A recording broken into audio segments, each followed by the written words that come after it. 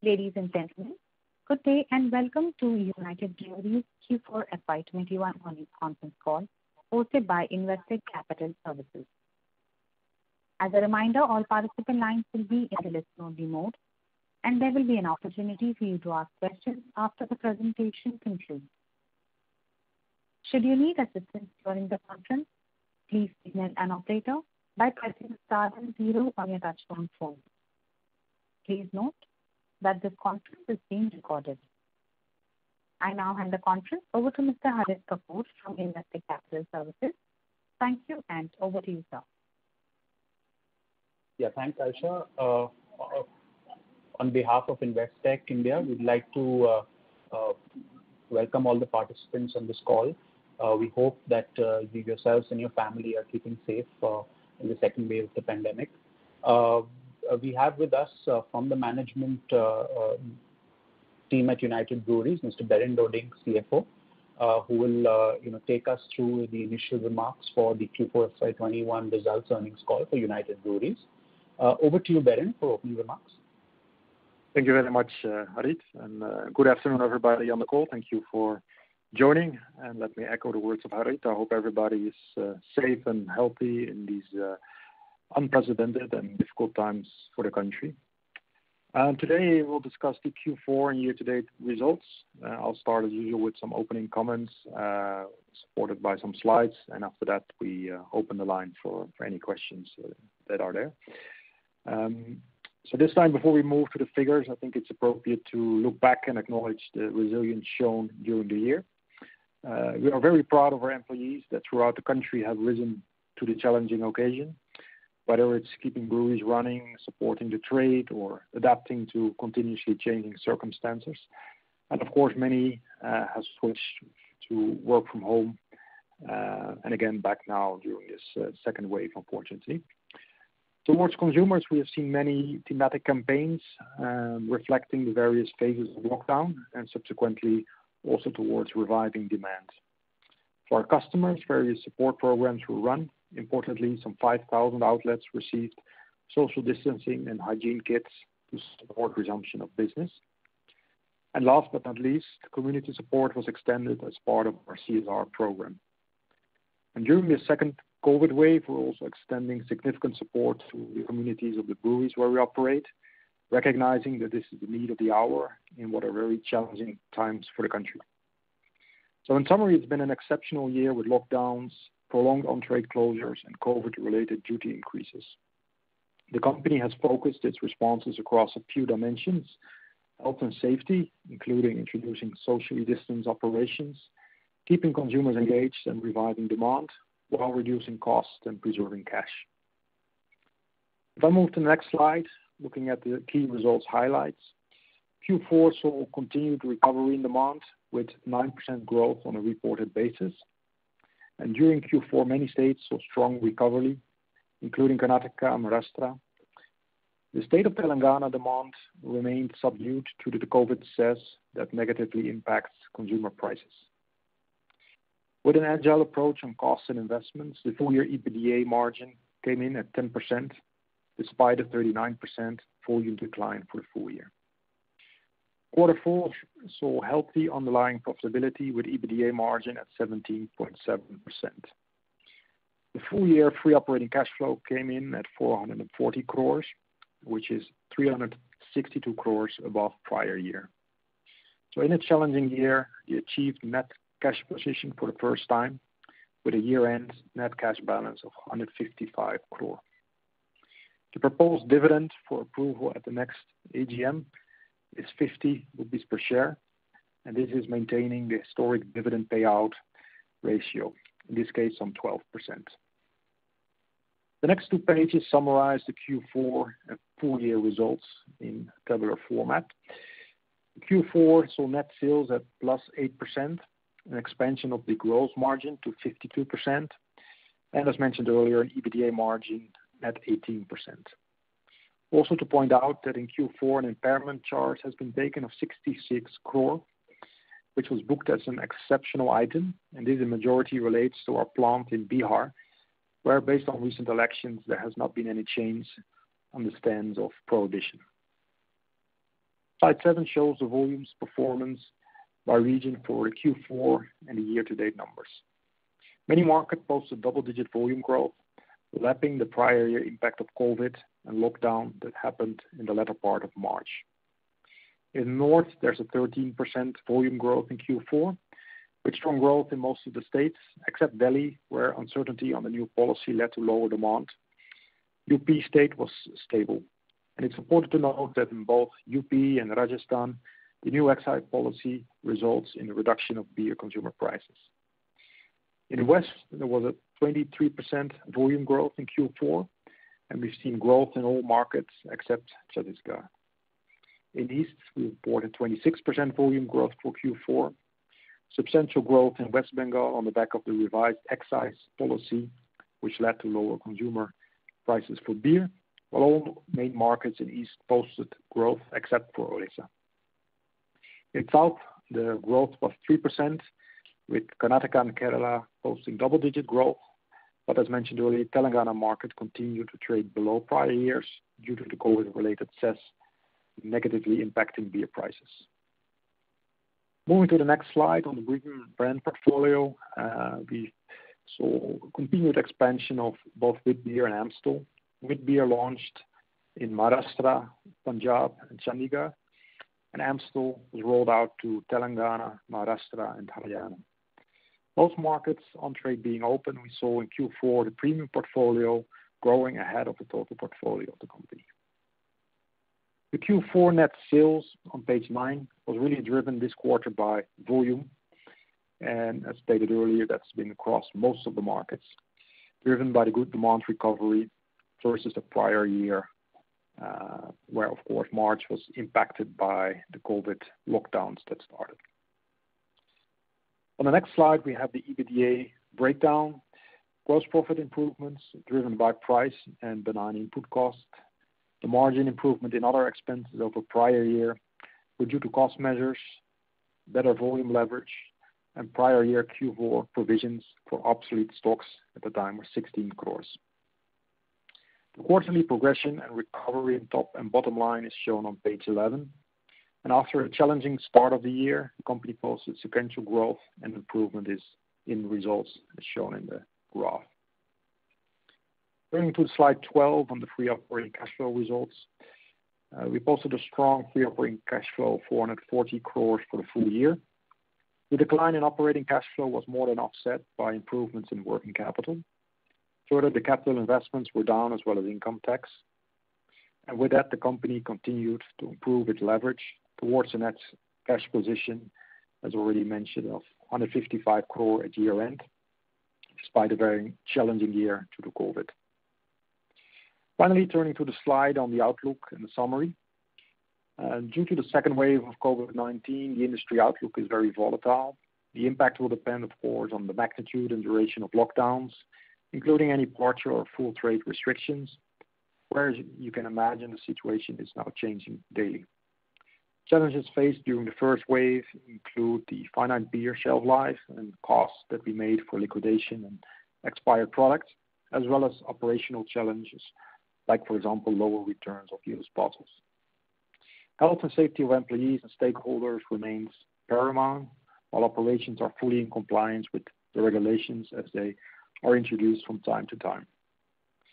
UBL has and will continue to manage all elements of cost and capital investments with agility in line of the uncertainty in demand, given the situation of the second wave.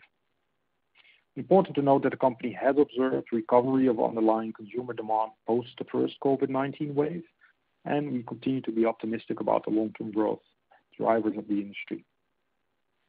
We are well positioned to navigate the current circumstances with a leading market position, a strong brand portfolio, and a robust balance sheet.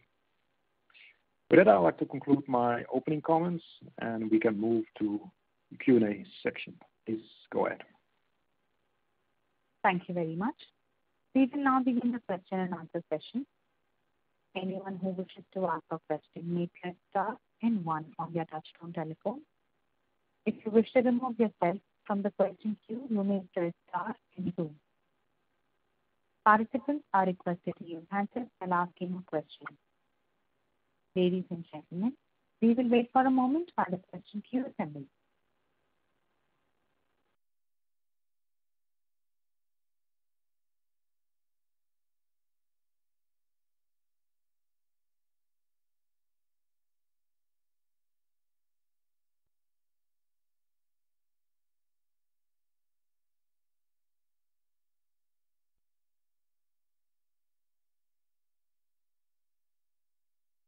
The first question is from the line of Abneesh Roy from Edelweiss. Please go ahead. Yeah, thanks for the opportunity. My first question is on West Bengal.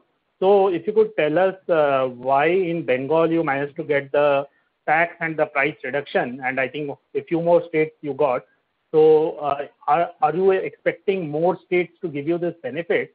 And when you see very sharp growth in these markets where the cut happens, so is it that you are getting new customers or getting some market share shift within in beer from other parts of the alcohol consumption? Does it continue? So is it in the initial 1 or 2 quarters there is a big growth and then it tapers down? From your past experiences, if you could share how the consumer behavior is. Sure. So in West Bengal, we've seen, of course, a new policy introduced for October last year, which was favorable to the beer industry in terms of reduced pricing in the market. I think it's fair to say that in West Bengal, the policy side has been quite volatile if you look at a longer period. So there have been moments where the liquor part was more favorable, and now we see, of course, the beer industry a little bit more favorable. So those dynamics have been at play, and that's also at play at the current point in time. At the same time, I would say the growth that we have seen is not beyond, let's say, levels that we have seen in the past in terms of absolute size of the industry, i.e., I think it's more mixed between the various categories of alcohol than to say that there's huge absolute growth in that sector. But as you say, yeah, we have other states like UP, like Rajasthan, where we now see some reduction in beer consumer prices, which is of course very positive from a perspective that we look at recovery of markets and that affordability is helping certainly that recovery.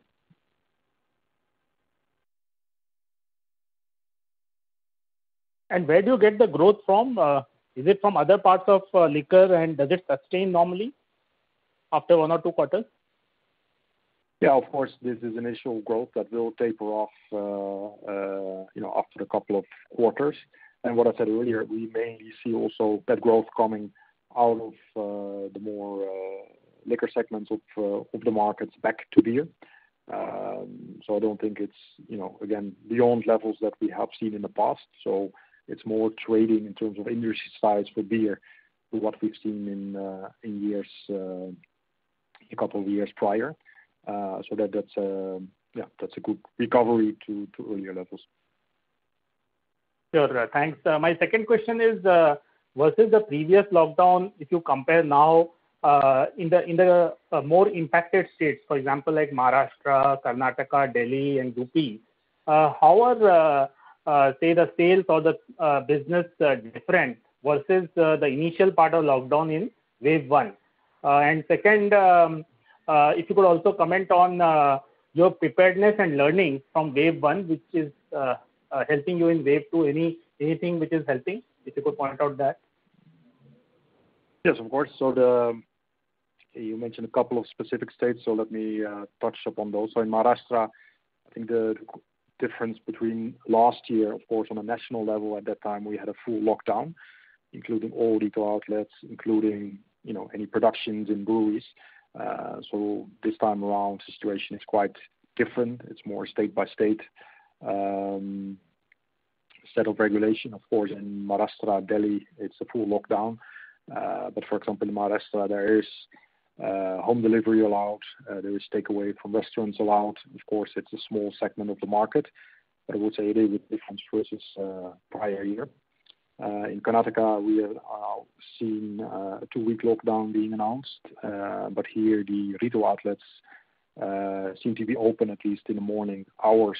So there's some sales probably possible in the next few weeks, which is of course different from the full lockdown that we saw 1 year prior.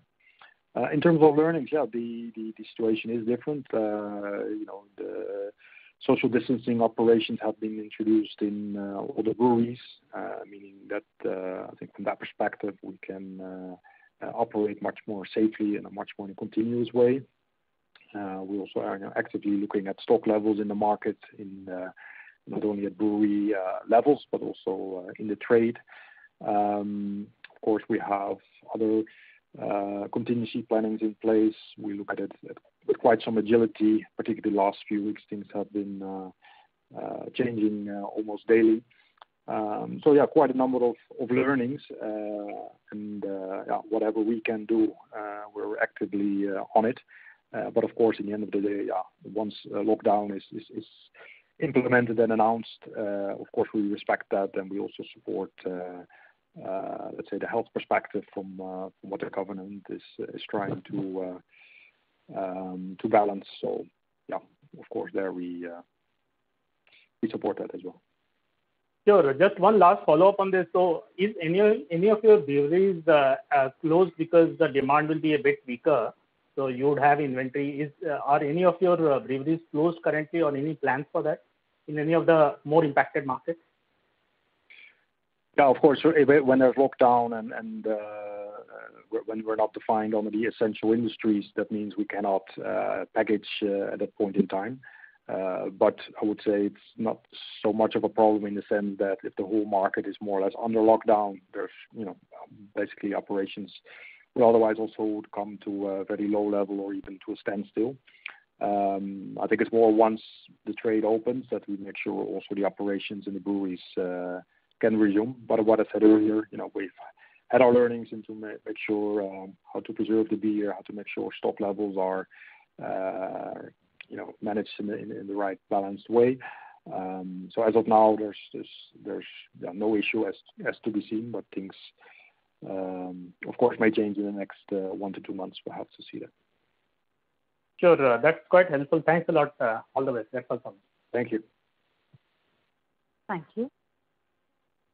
The next question is from the line of Vishal Baraya from Aviva Life Insurance Company India Limited. Please go ahead. Thank you. Hello, Varun. A question on the, due to the fresh lockdown that we're seeing this time, is there a risk of write-off on inventory side that we saw in the first half of last year? As of today, we have not identified the risk. In the Q4 results, we have not anything on write-offs.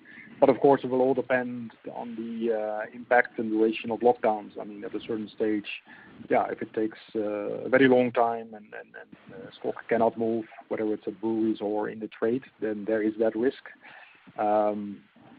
So that's what we're actively looking at. We're managing that, but at the same time, we cannot rule it out. I think the only perspective I can give is that the reaction on the COVID and the impact, I think it's much more nuanced by the various states than maybe a year ago when it was the national scale lockdown, and particularly when the trade opened up, that was piece state by state almost. So from that perspective, I think the situation is different, but I cannot rule it out today to say that there might not be any stock at a certain stage at risk.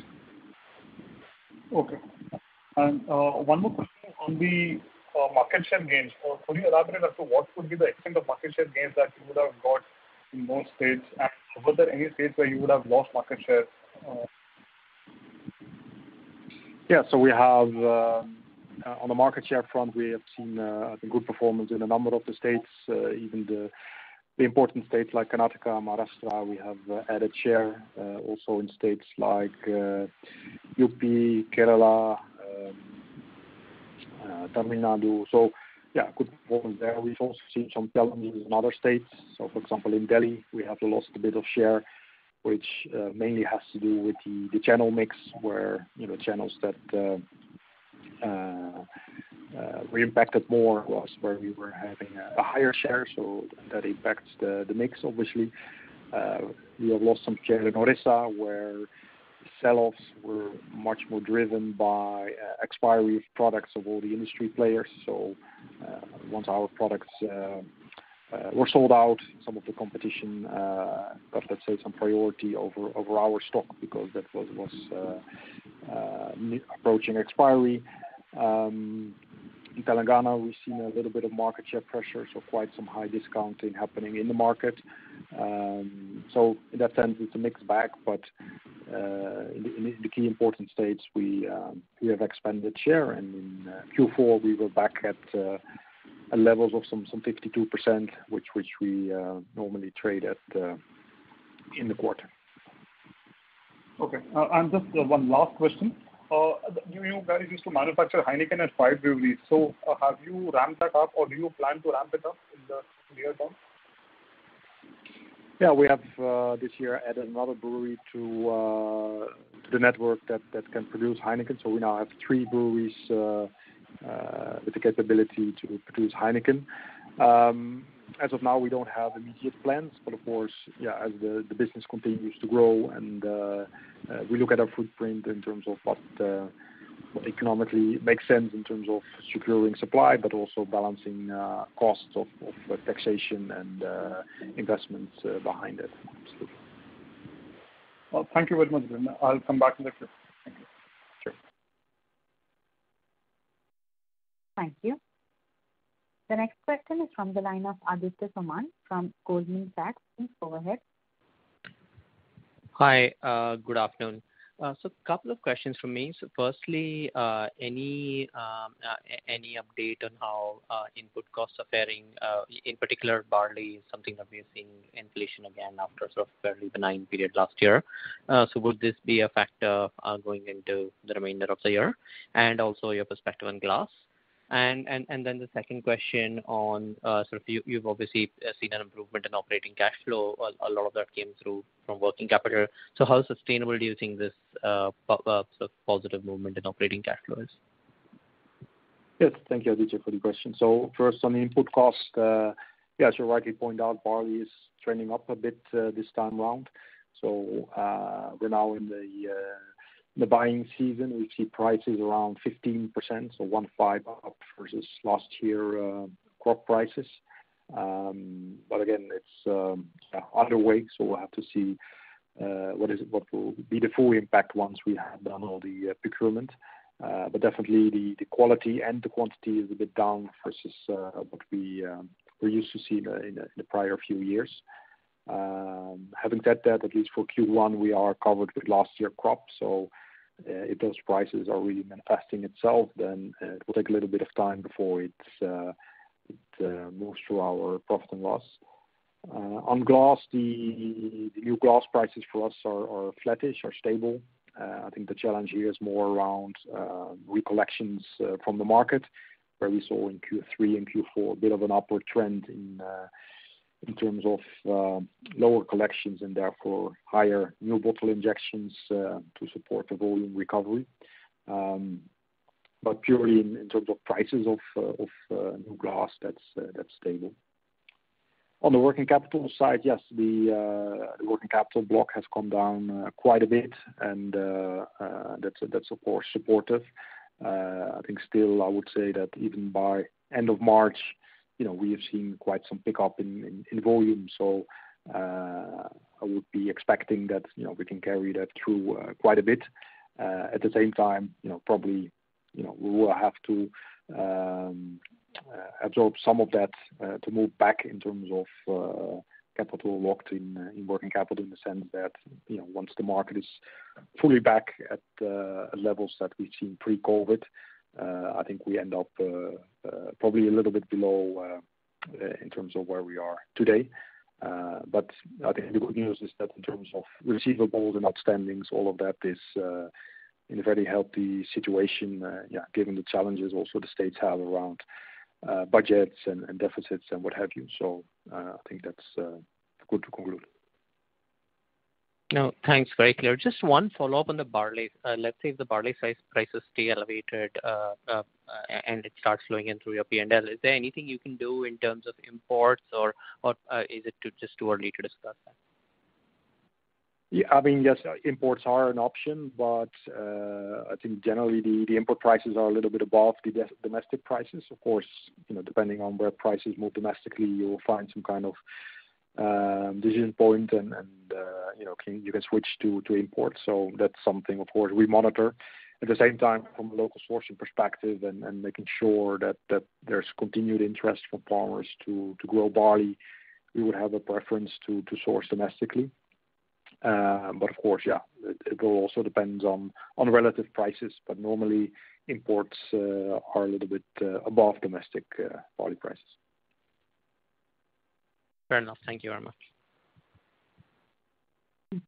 Thank you. The next question is from the line of Pratik Rangnekar from Credit Suisse. Please go ahead. Hi, sir. Thanks for the opportunity.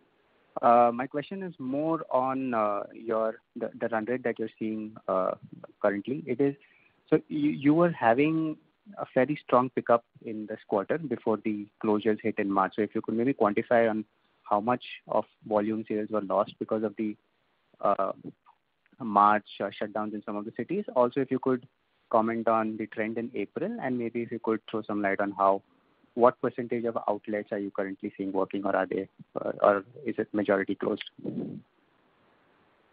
Yeah, I think in terms of March, the impact, I would say, was relatively low. Of course, the first numbers started to trend up, but in terms of trading impact and measures on that front, I think it was not that prevalent. I think those measures started more in Maharashtra first during the course of April, and then of course spread to more and more states.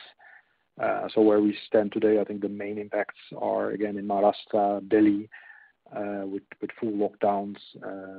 Although Maharashtra does allow home delivery, Kerala seems to move now in full lockdown. Other states, I think the majority, they have at least kind of evening curfews and weekend lockdowns. Some states like Karnataka and Rajasthan only sell liquor in the outlets in the morning hours. So I guess there are different models and different types of restrictions happening at the moment. But I cannot give you a number today as to how many outlets are open or not, because this is a very fluid picture where we stand today. I hope this gives you some context and shed some light as to what's happening in March. Fair enough. Thank you so much. Just one more question, maybe from a more strategic perspective. Are there any plans on adding more premium or maybe more different varied kind of brews which are prevalent in your international markets and bringing those to India? Yes, in general, we keep continuing expanding the premium side. Of course, Amstel and wheat beer is what we've been working on the last financial year. But I would expect, as we've seen the last 5 years, the number of products in the premium end increasing. I think the next 5 years that will even increase more, and that will definitely include things around craft variety and then those emerging trends from consumers in India. So I think in general that is absolutely on the cards. But of course, yeah, we'll have to look at exactly what is the right timing and the right proposition for the various markets. Yeah, thank you. Thanks a lot. Thank you. Thank you. The next question is from the line of Krishna Sambamurthy from Motilal Oswal Financial Services. Please go ahead. Yeah, thanks for taking the question. Berend, Rishi, in a media interaction today morning, I mentioned that there has been a regain of market share. Was there any loss in market share in the earlier part of the year? And if so, have you ended up the year with higher market share, equal market share, or lower than you began the year? Yes, in Q1 and Q2, we've seen a lower market share. This is mainly on account of, I would say, specific factors due to lockdowns, on-trade being closed, some state mix in there. So there we were trending lower Q1 and Q2. If we now look at Q3 and Q4, what I said earlier, we're back to kind of 52% levels. And I think those are the levels we've seen kind of on balance for the last 2 to 3 years. So within the year, we have claimed back that market share, and that is good to see with all the markets and all those various channels opening up fully even into Q4. So on a kind of normal business scenario, I think that is a stable picture. Okay. The other question is regarding glass bottles. While your point on a lower availability of market bottles last year and therefore higher costs on the base is appreciated, are you seeing inflation because of the higher crude and fuel costs? No, the prices for glass, they are kind of overall similar as to prior year. That's what we expect for the current year. Of course, things might change a little bit because normally these contracts are indexed to underlying input cost, whether it's sometimes soda ash or energy, etc. But where we stand today is flat. Okay. Just one final question. Typically, the company procures barley for the whole year during the beginning of the year. Has it been delayed a little because of the lack of availability and quality of the barley? Yeah, we tend to buy, let's say, in March, April, May for the full ensuing year. Last year, as the crop was pretty good and some lower prices, we've decided to buy a bit more. So that will help us, of course, this year when we also see the barley pricing trending up a bit, as discussed earlier. So from year to year, yeah, we make those calls as to what is the right strategy in terms of procurement, and that can mean that we buy, for example, 15 months, 18 months, or limited to maybe 9 months, depending on quality that we see on the ground. Okay, thanks, Bert.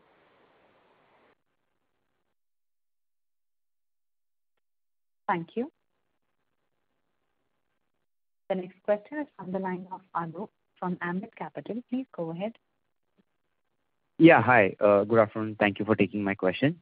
My first question is on while you mentioned about the market share, my question is around what is it that we are doing for the overall market development?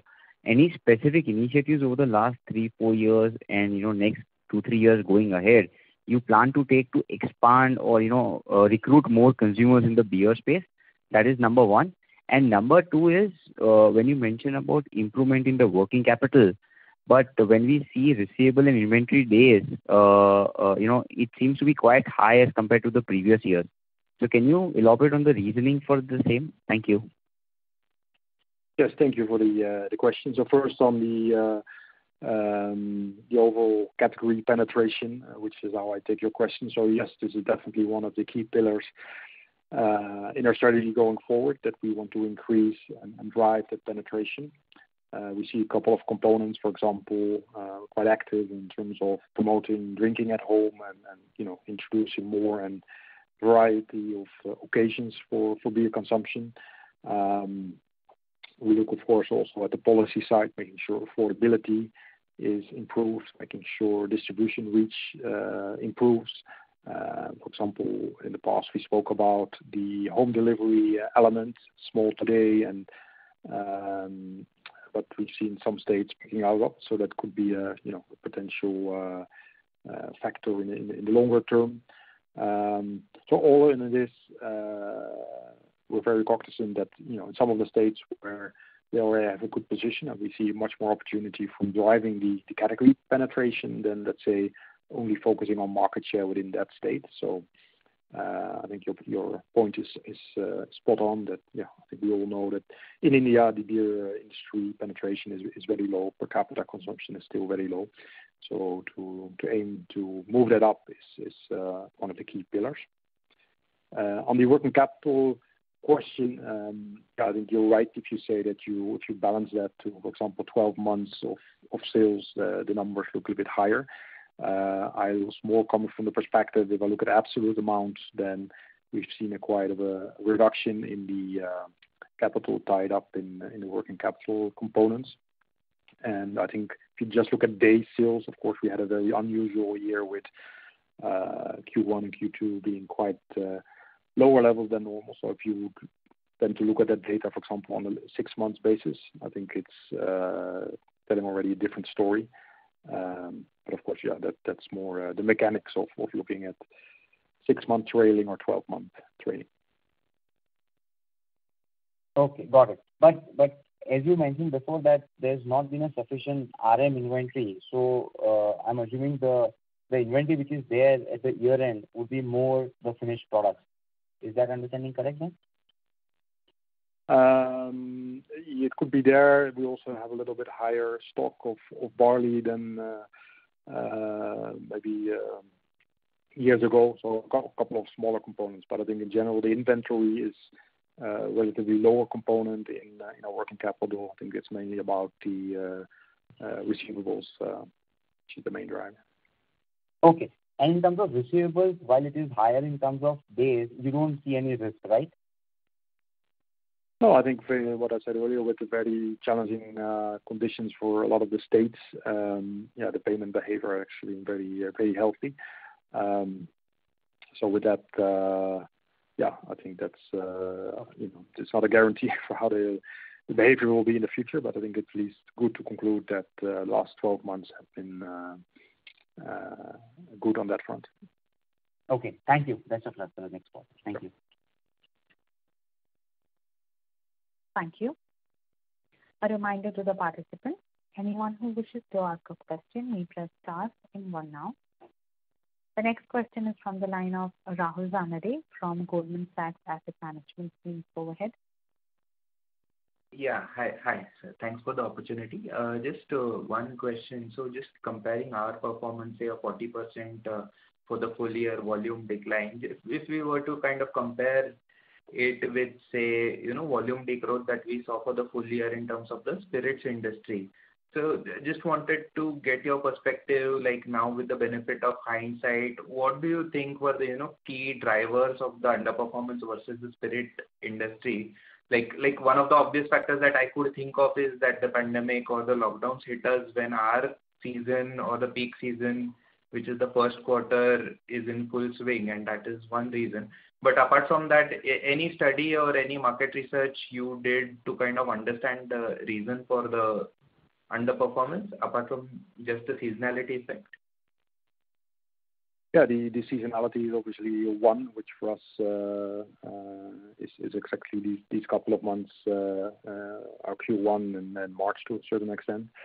I think other elements that we've seen out is of course the need for beer to be chilled and before you consume it.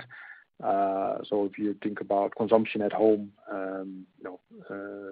for beer you need some kind of cooling, some space obviously, etc., which is one notch more complicated than if you would not need it. So I think that's one element playing into that. Then with outlets being closed, etc., of course there were shifts in consumption. And then, of course, beer being a bit more bulky of a product, if people had to choose maybe between, transporting 1 or 2 bottles of liquor versus maybe 6 bottles of beer. Yeah, if you make that trade-off, perhaps more people have chosen for liquor at that point in time. So to me, these are all elements, I think, that were really much impacted due to trade closures, lockdowns, restrictions being there.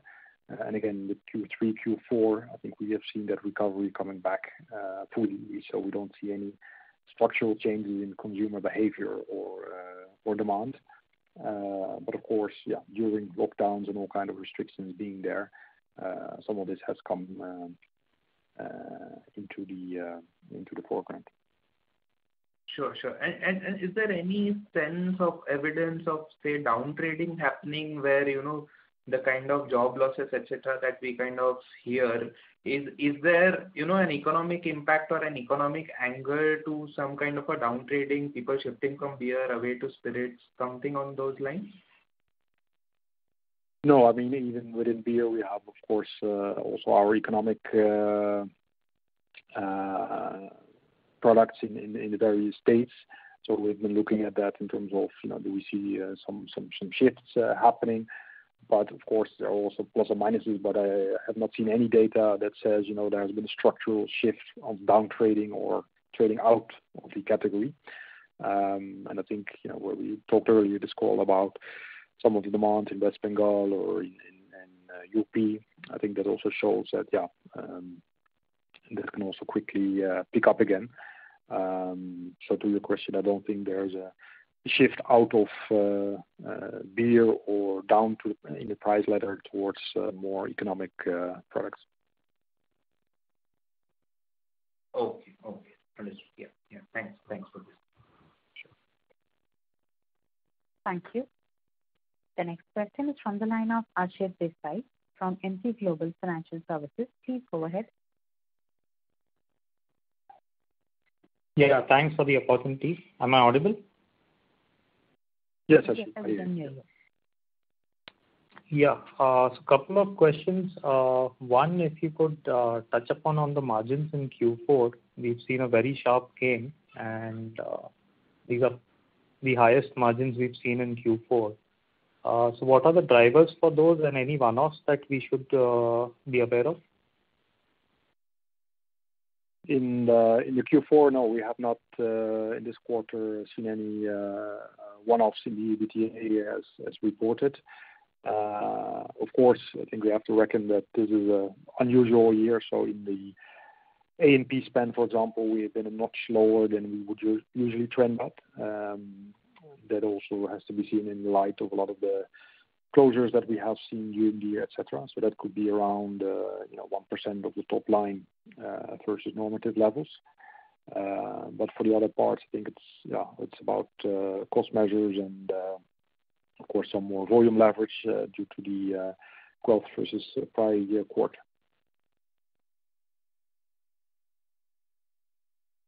So ad spend, you're saying as percentage of sales are lower by 1% versus last year. This is for Q4.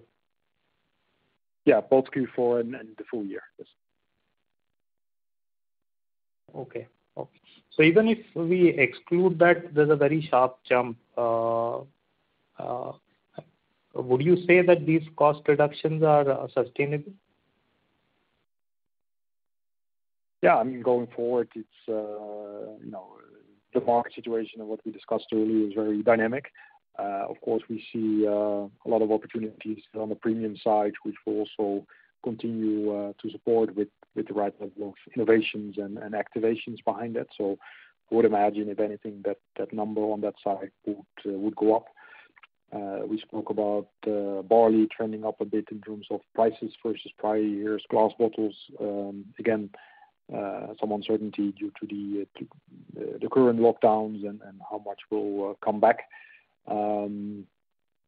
I think also if you look to next year or the current financial year that we have started, I think on the pricing side, we see in some states flattish in terms of excise policies, some even reducing prices, so that's positive. So I think it's to me more about volume recovery post hopefully second wave and maybe less purely about pricing.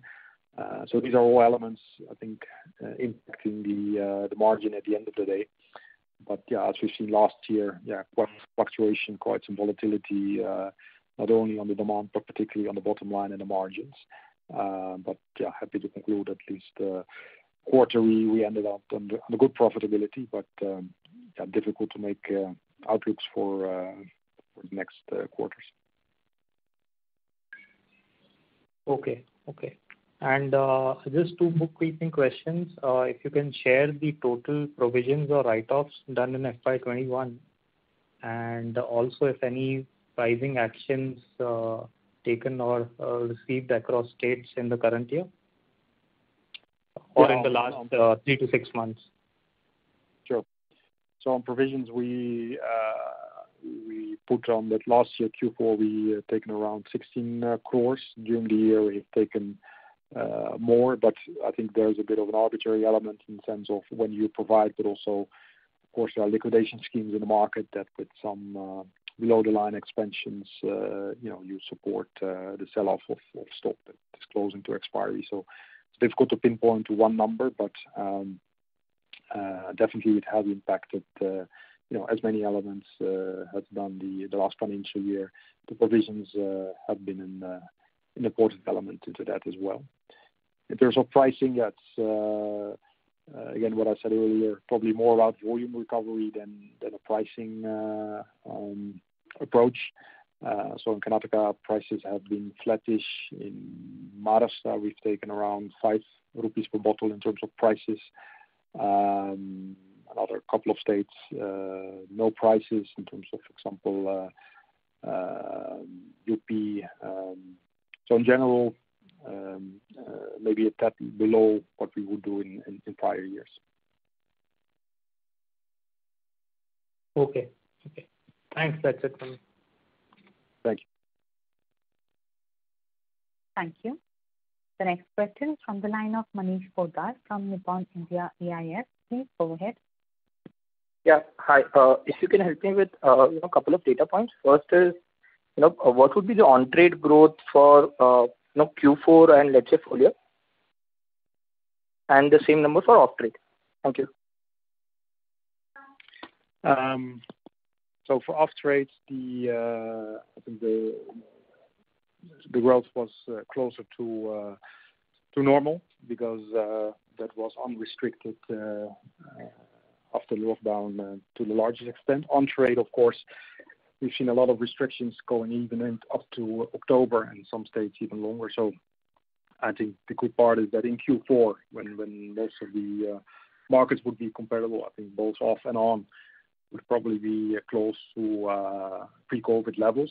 But if you would ask for a full year number, I have to get back to you, but definitely the on-trade would of course be much below normal given the prolonged lockdowns there. Okay. And just one more on the inflation or the RM inflation front. So let's say if you have to index the inflation for the commodity for your raw materials, how would that stack up versus let's say last year? So you said for barley, I think it's about 15% odd. But let's say the composite index, if last year number was 100, where does this number stand now?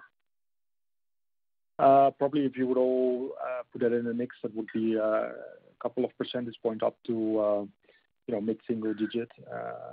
That would be my estimate. But of course, we are entering that season with open positions on, for example, some of the aluminium, some of the barley that is currently on the procurement. So yeah, we're still locking in some of that prices for the key contracts. But that's currently the estimate. Okay. Thank you. Sure.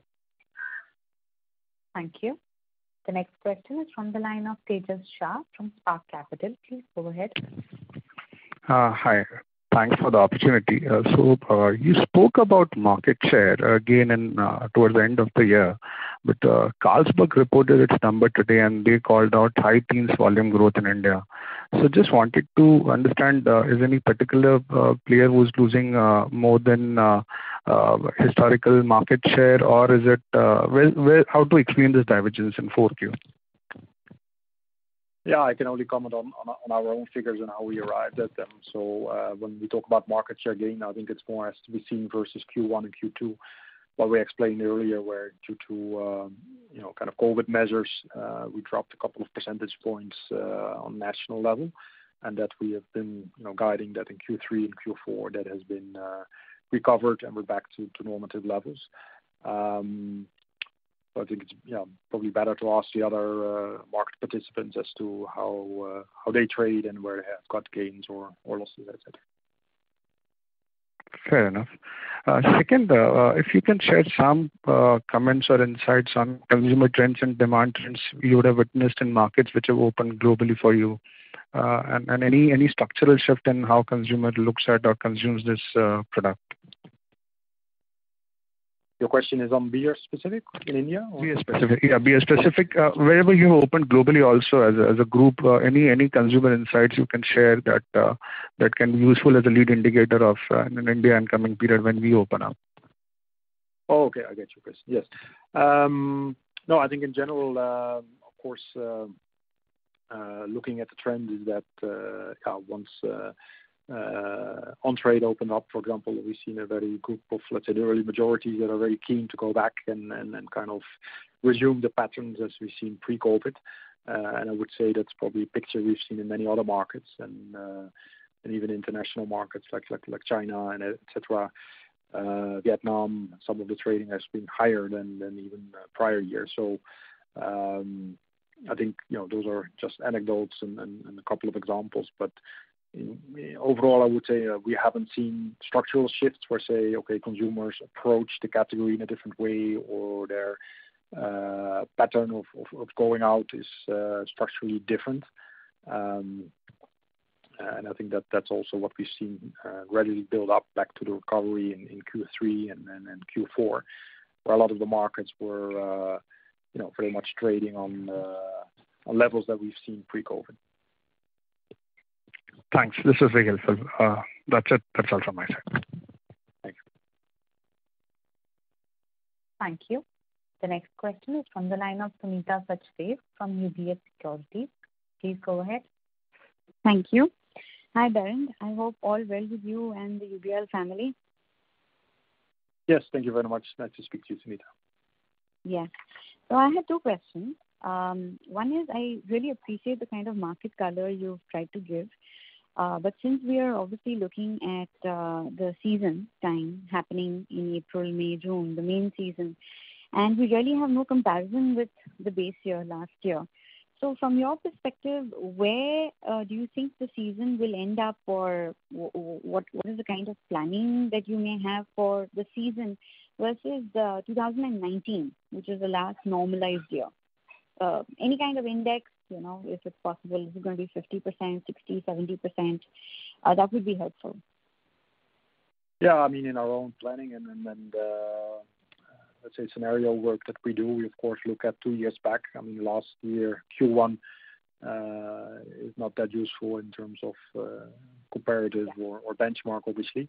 But honestly, the picture is changing so quickly every day that we more look at the actions that we can take than trying to target absolute levels that could be on the cards by the end of Q1, because if one market goes into lockdown for 2 weeks or one market opens up earlier, those can have, of course, very, very big swings. So we tend to focus more on what do we need to do to be ready, anticipate and react to things happening on the ground.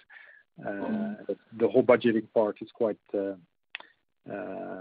scenario based and agile, I would say. Mm-hmm. Okay. And kind of looking at any kind of index on 2019 performance? Yeah, I mean, of course, we look at indices and then potential outcomes, but with all the uncertainty in the market and on the ground at the point in time, I don't want to put out figures that in a few days' time might be too high or too low, given all the things that are happening. Completely appreciate. Second question that I have is, I think as an earlier question also was on margins. You've obviously done a very good job on cost rationalization. Look forward to the balance sheet to get more details on that.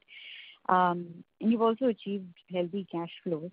Any update on any large IT project or ESG project or any CapEx, etc., that you would like to change, given that we are clearly obviously in the trough of our long-term performance and you've still managed a decent operating performance. So are we thinking on large CapEx outlays for the next 2 years or so?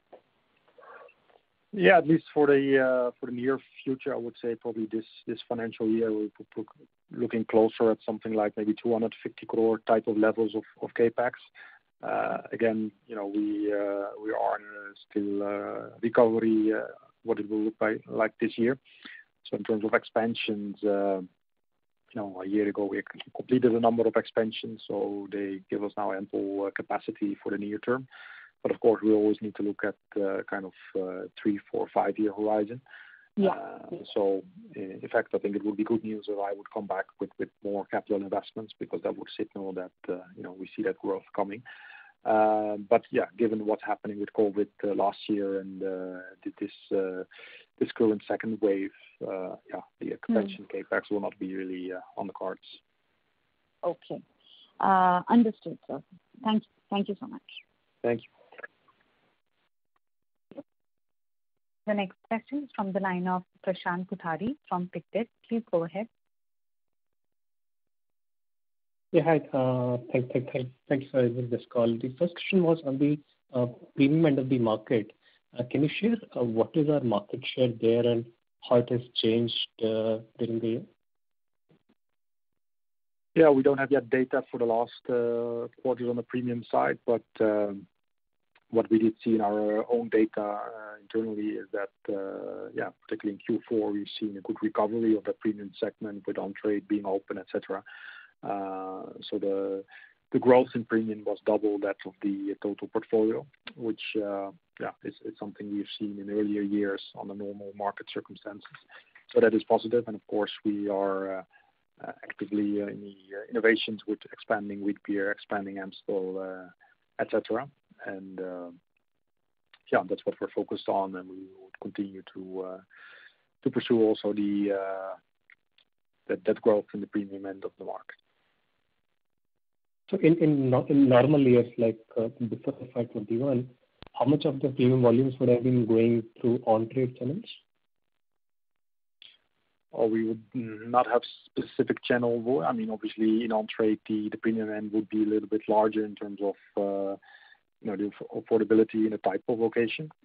So I think for on-trade it's specifically a channel where some of the launches take place, some of the brand building and recognition starts, and where some of the supportive promotions take place. But as we sell into the market, it's difficult to separate really what goes into on-trade as such and what goes into the off-trade on the national level.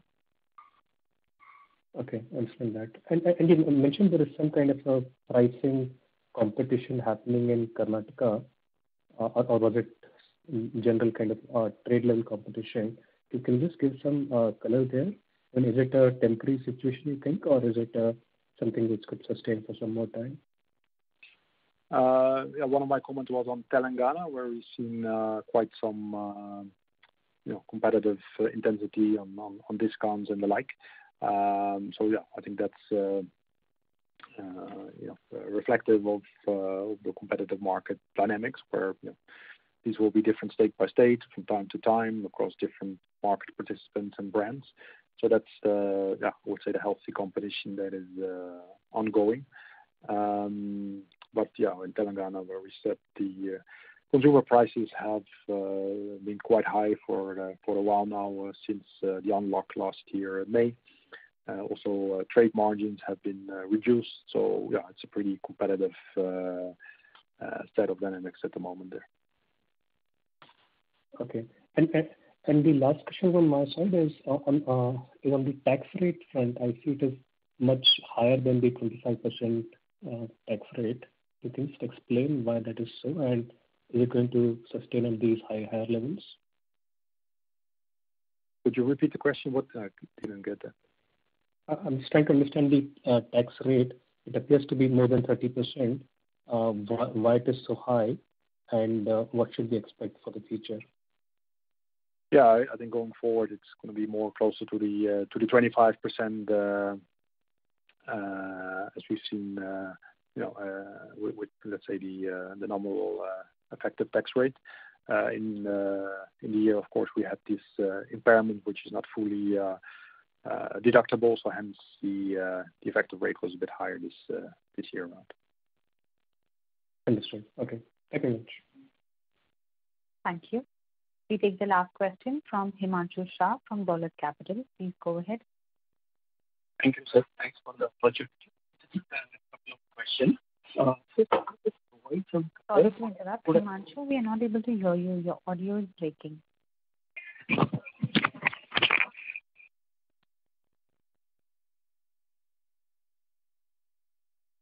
The line got disconnected for Himanshu. I would now like to hand the conference over to Mr. Harit Kapoor for closing comments.